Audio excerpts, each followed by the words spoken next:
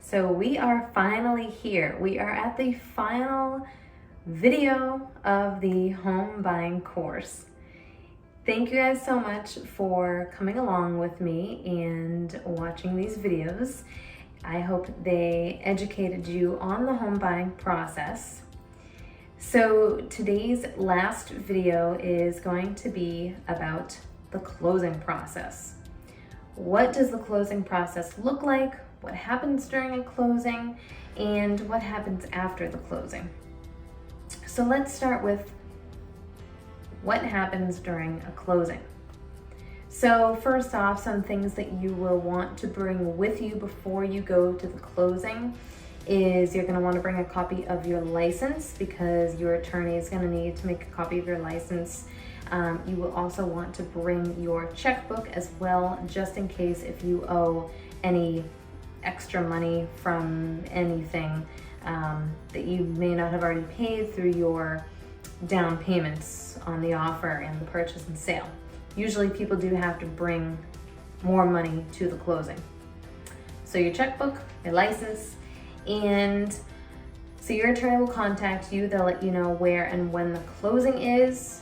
I always attend closings unless it's like a mail-in closing, which nowadays, because of COVID, things have changed a little bit, where sometimes the attorney will meet with the seller first, have the seller sign all the closing documents, and then they'll meet with you the following day and have you sign the documents, and then they scan everything, send it over to the Registry of Deeds, and then they record it electronically.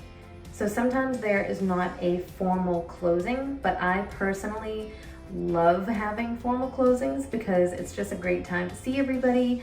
It's a very happy experience, it's a happy time, and I love giving gifts, so you'll always get a closing gift from me. So that's what you're going to want to bring to the closing. And your attorney will probably be in touch with you the day before, maybe even 2 days before the closing, just so you can get it all scheduled and get everything squared away.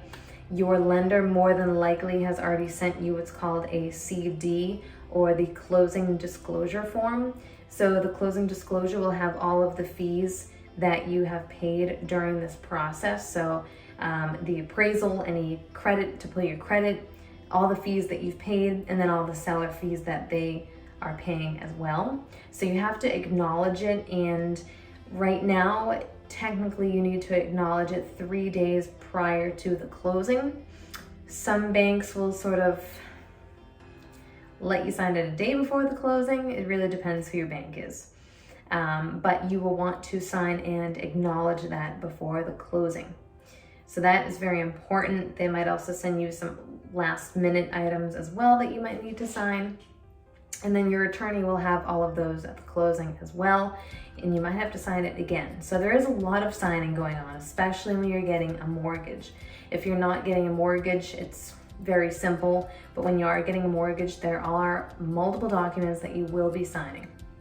So your attorney will go over all of the documents that you're going to be signing today. Once everything is signed, they're going to take everything, scan it over, send it to the Registry of Deeds. So whatever county the property is in that you're buying, they send it over to them and they electronically record it. So once they record it, it means that you are on record. And once you're on record, that means that it is official. So it means you're officially a homeowner. You can get your keys, you can move in, do whatever you want. And so once it's official, what I always want to recommend is you can either call the utility companies before the closing or after the closing. Really not a huge difference. Sometimes it's better to just get it out of the way. You can even call the utility companies a day or two before the closing. And all you want to do is just call the electric company, or if it's gas, you want to call the gas company and just let them know that you will be purchasing this property on this day and to switch the account over into your name with your mailing address. So when it's time for them to send the bill out, they will know where to send it to. Also, if you have oil, you'll want to call the oil company that you're going to be using as well. If you decide to use a different company than who the seller used, you'll want to figure out who you want to use. Same with if you have propane, all of that. So keep that in mind.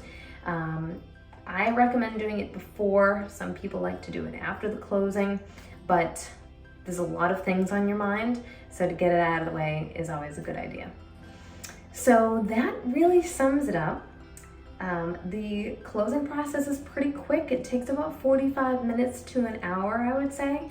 And then after you sign, you'll probably be on record within 2 hours of signing. Keep in mind, an earlier closing is always better because the Registry of Deeds, usually they close around 4 o'clock.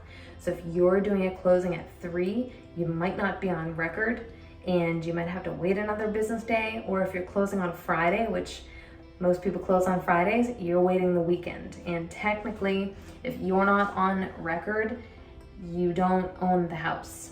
So then we have an issue where we have to do what's called a use and occupancy agreement, which is fine, but both parties have to agree to that.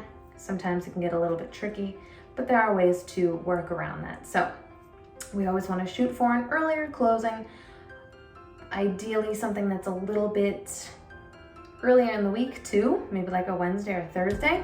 But it is really nice to close on a Friday because then you get the whole weekend and you get to enjoy your new home.